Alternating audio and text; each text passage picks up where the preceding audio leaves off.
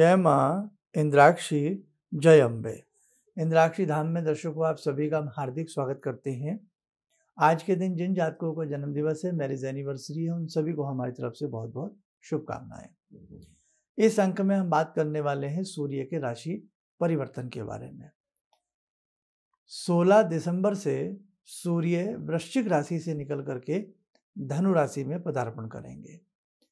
सूर्य का एक राशि से निकल करके दूसरी राशि में जाना 1 महीने का ये समय सूर्य का लगता है, यानी कि 1 माह एक राशि के ऊपर सूर्य विचरण करते हैं। अब दूसरी बात ये भी है कि जब सूर्य एक राशि से दूसरी राशि में जाते हैं तो जीवन में कहीं न कहीं परिवर्तन आता है। ग्रहों का विशेष प्रभाव हम सबके ऊपर पड़ता है, प्रकृति के ऊपर पड़ता है, मानव के ऊपर पड़ता है, पशु पक्षियों के ऊपर पड़ता है, सबके ऊपर पड़ता है। सूर्य बहुत बड़े ग्रह हैं, मामूली ग्रह तो सूर्य है नहीं, नवग्रहों के राजा हैं, ब्रह्मांड के नायक हैं। खैर, तो सबसे पहले तो हम आज का पहले पंचांग पढ़ देते हैं और उसके बाद हम ये कुंडली भी दिखाएंगे कि जिस दिन सूर्य परिवर्तन करेंगे 16 तारीख को, उस समय ग्रहों की स्थिति क्या रहेगी। और यदि आपको विशेष लाभ की प्राप्ति चाहिए कि सूर्य जब धनु राशि में जा रहे हैं, अपने मित्र राशि में जा रहे हैं और बुध आदित्य योग भी बन रहा है वहाँ पर, तो हम सबको लाभ मिलना चाहिए। उस लाभ के लिए एक विशेष उपाय आपको लिखवाएंगे, वो भी आप लोग लिख लेना। आइए अब आप पंचांग देखें।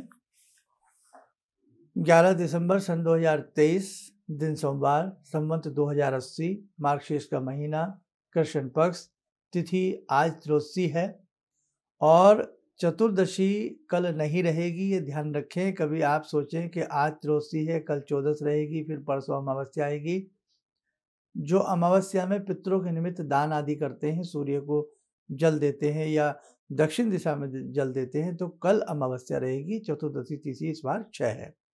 नक्षत्र विशाखा, राहु काल 7:30 से 9, दिशा सूल पूर्व दिशा। अब देखिए, हम बात कर रहे थे सूर्य के राशि परिवर्तन की। सूर्य 1 महीना एक राशि के ऊपर रहते हैं। 16 दिसंबर को, आज 11 दिसंबर है, 16 दिसंबर को जिस समय सूर्य राशि परिवर्तन करेंगे, वृश्चिक राशि से निकल करके, मंगल की राशि से निकल करके जुपिटर गुरु की राशि में प्रवेश करेंगे, उस समय क्या कुंडली बनेगी एक नज़र आप देखें। हमने मेष लगन की कुंडली बनाई है। 16 दिसंबर की 3:58 के हिसाब से सूर्य बदल रहे हैं। लगन में ही बृहस्पति, रिपु भाव में, छठे भाव में केतु, सप्तम में शुक्र अपनी राशि के, स्वराशि के, और मंगल भी अपनी राशि के अष्टम में। नवम भाव में बुध और सूर्य की युति है, बुध आदित्य योग भी बनेगा। चंद्रमा 10वें भाव में, शनि एकादश भाव में। तो ये कुंडली आपने देखी। अब सूर्य जो हैं वो बुध के साथ विराजमान हो रहे हैं, तो जब भी सूर्य बुध के साथ विराजमान होते हैं तो इसे बुध आदित्य योग भी हम लोग कहते हैं।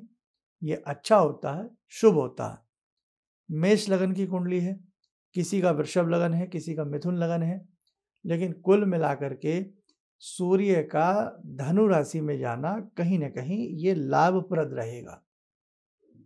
किसी को भी घबराने की आवश्यकता नहीं है, किसी को भी डरने की आवश्यकता नहीं है।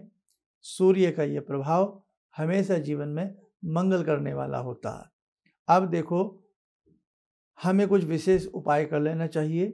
मैं आपको बहुत आसान उपाय बता रहा हूँ, आप सब लोग ये नोट जरूर कर लीजिए सामग्री।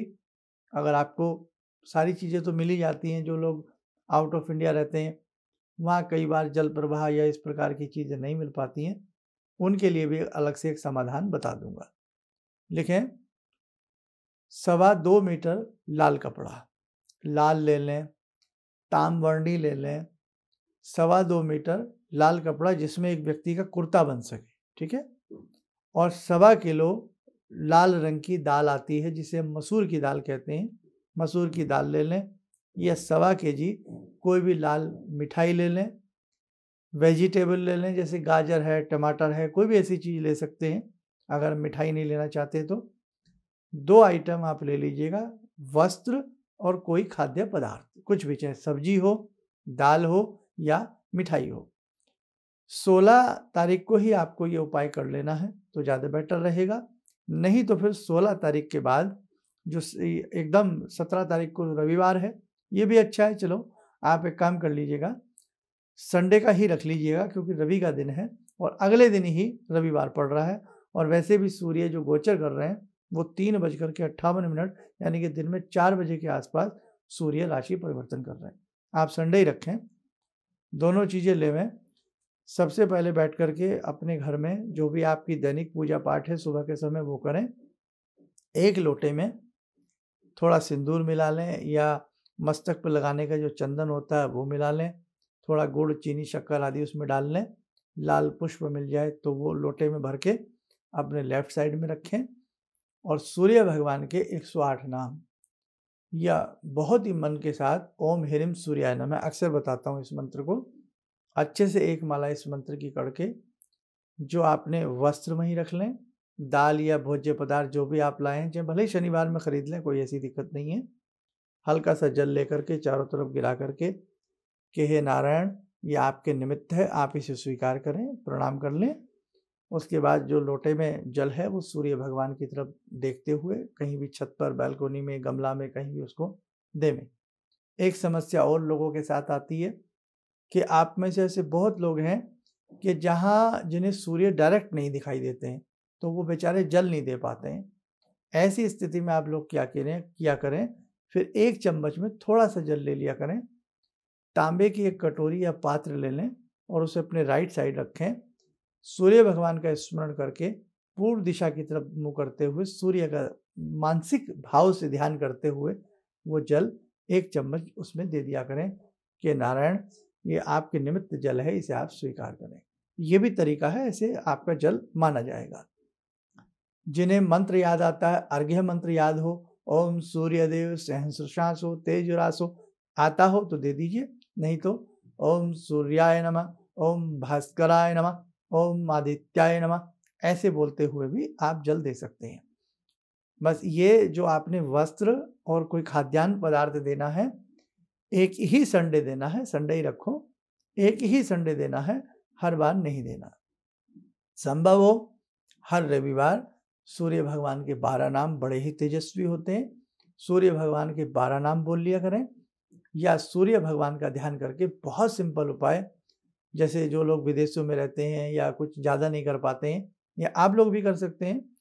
अपने राइट हैंड के रिंग फिंगर के नीचे सूर्य पर्वत होता है, राइट हैंड, उसकी रिंग फिंगर, ये सबसे छोटी के बराबर वाली अनामिका उंगली, जिसे रवि की उंगली भी कहते हैं, सूर्य की उंगली कहते हैं, उसके नीचे जो गद्दीनुमा स्थान ये बना होता है, ये रवि पर्वत होता है। एक लाल रंग का टीका ओम सूर्याय नमः बोल करके इस पे लगा लिया करें और मस्तक पे लगा लिया करें।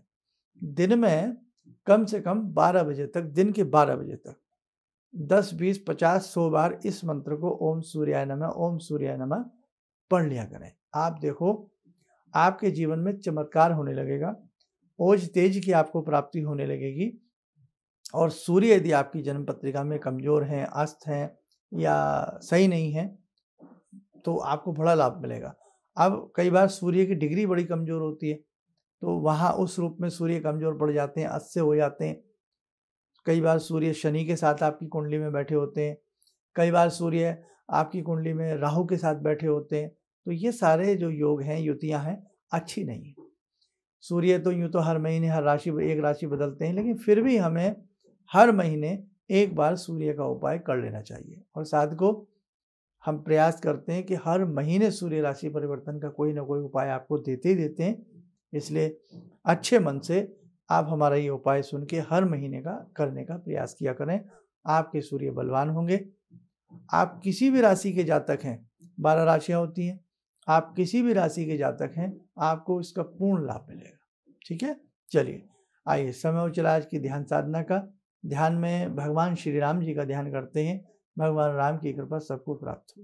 ओम रामो राजमणि सदा विजयते, रामं रमे संभजे, रामेण विहता निशाचर चमू रामाय तस्मै नमः।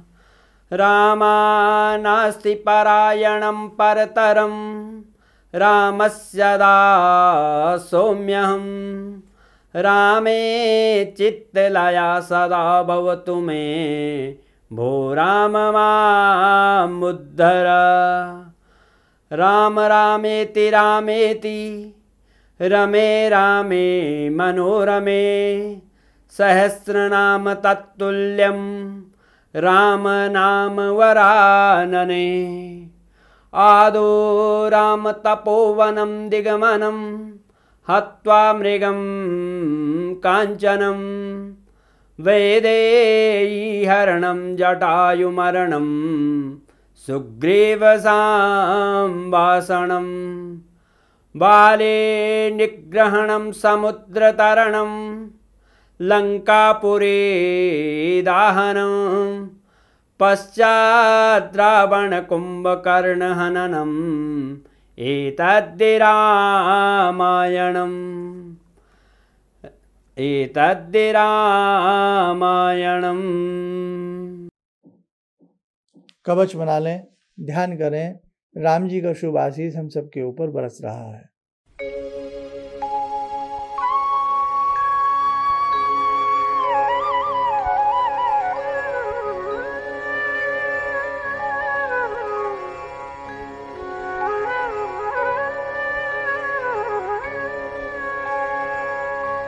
ओम बोलते हुए नेत्र खोलें, सामान्य हो जाए। और जब हम ये कवच बनाया करो ना, ऐसे कवच बना लिया करो, नेत्र बंद कर लिया करो।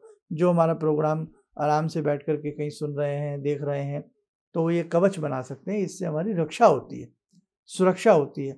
रोज की ध्यानमाला कुछ ना कुछ हम बताने का, देने का प्रयास करते हैं। आज सूर्य भगवान की बात की है, इसलिए भगवान श्री राम की ध्यान साधना मन को जची के लेनी चाहिए।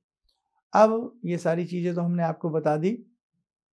संस्थान से दीक्षा का क्रम भी प्रारंभ है। जो साधक संस्थान से दीक्षा लेना चाहते हो वो अपना नाम नंबर लिखवाते रहें। और जिन्होंने पहले संस्थान से दीक्षा ली है, हमने एक नया रिकॉर्ड बना रहे हैं, तो कृपया करके हमारे पुराने जितने भी दीक्षित साधक हैं वो भी अपना नाम नंबर लिखवाएं, लेकिन बता दें कि हमने पहले दीक्षा हम ले चुके हैं, तो हम इसलिए अपना नाम नंबर, शर्मा जी ने कहा है, गुरु जी ने कहा है, हम अपना नाम नंबर लिखवा रहे हैं। और इसके बाद हमारी आगामी कुछ ऐसी योजना है कि जो दीक्षित हैं वो देश के कोने कोने से हैं, विदेशों से हैं, तो आपकी असुविधा को देखते हुए हम एक ऐसा फ़ोन नंबर दीक्षा वालों के लिए प्रोवाइड करा रहे हैं। एक दिन रखेंगे, समय रखेंगे, आपको बताया जाएगा, तो उसमें आप सीधी बात हमसे अपनी कर सकते हैं। जो भी क्वेश्चन आध्यात्मिक से आपके जुड़े हुए हैं, भक्ति से आपके जुड़े हुए हैं, वो सवाल आप हमारे सामने उस वक्त रख सकते हैं। दीक्षा के किसी मंत्र को पढ़ने में, कुछ करने में दिक्कत आ रही है, वो भी सुझाव आप हमसे प्राप्त कर सकते हैं। चलिए, आप स्वस्थ रहें, सुखी रहें। इन्हीं शुभकामनाओं के साथ हम अपनी वाणी को विराम करते हैं। जय जय अम्बे। गुरु जी से मैं तब से जुड़ा हूँ जब से वो एक चैनल आती थी P7, उसी से मैं जुड़ा हुआ। और गुरुदेव से हमारी जब मुलाकात हुई तो मैं आश्चर्यचकित रह गया जब उन्होंने हमसे बताया कि आपके साथ ऐसे ऐसे हुई। तो मैं इतना आश्चर्य हो गया कि इन्हें कैसे मालूम, और इतना बढ़िया इन्होंने बताया, जिसके वजह से मैं आज तक उनसे प्रभावित हूँ। और इनका बताने का शैली वगैरह इतनी बढ़िया है जो हम अपने क्लास के टीचर से भी उतना बढ़िया नहीं समझ पाते थे। ये हमें बहुत पसंद आई। और दूसरी बात कि इनके साथ जितने भी मैं जुड़ा, जब से जुड़ा रहा, जो भी समस्या आई, मैं बहुत ही अच्छा तरह से मेरे सॉल्व होते चले गए। और आज तक मैं उनके आशीर्वाद से मैं बहुत सुखी हूँ। बटन को प्रेस करें ताकि आप देख सकें हमारा कार्यक्रम सबसे पहले। और अधिक जानकारी के लिए फेसबुक पेज को लाइक करना ना भूलें।